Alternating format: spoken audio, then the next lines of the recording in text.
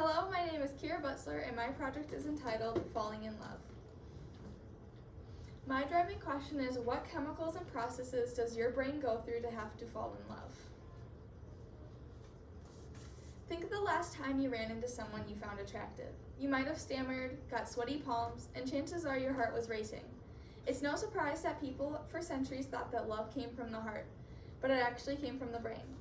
Love can be broken down into three main categories: lust, which deals with testosterone and estrogen; attraction, which deals with dopamine, norepinephrine; and attachment, which deals with oxytocin and vasopressin.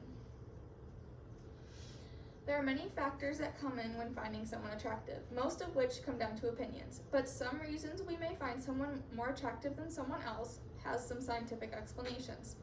A study conducted this past year found that women with high estrogen levels and low progesterone levels were found more attractive than women with lower levels of estrogen. The balance of high estrogen and low progesterone means that women at that time had high fertility. They also found that women with certain scents were more attractive to men. Another small study from 2017 found that women were more attracted to sweaty men who ate diets high in produce than men who ate more carbs like pasta and bread. Essentially, they found out if you eat healthy, you will smell healthy too. Being fertile doesn't make you smell more attractive, but it can affect other things. One study from 2018 found that men would rate women's voices and faces more attractive when they had high fertility.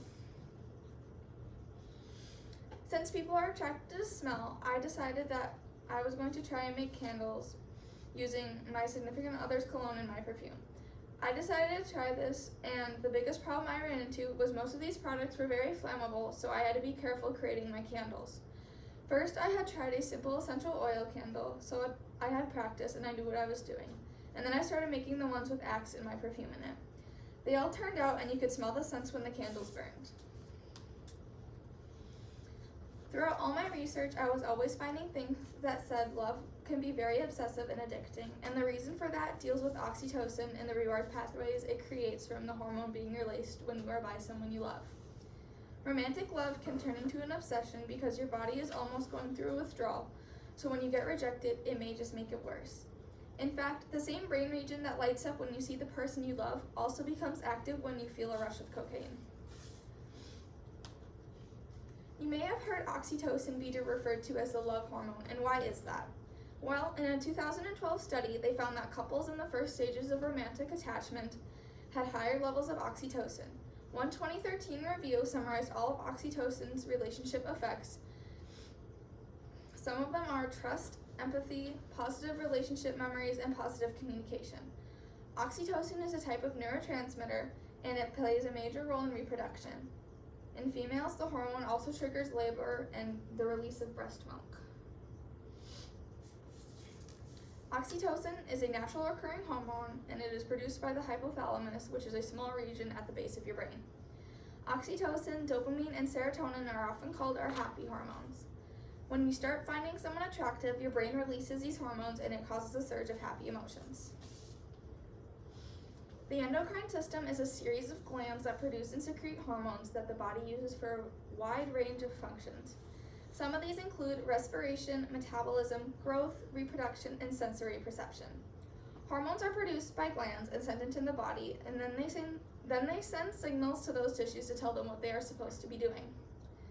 When the glands produce the wrong amount of hormones, diseases develop that can affect many aspects of life.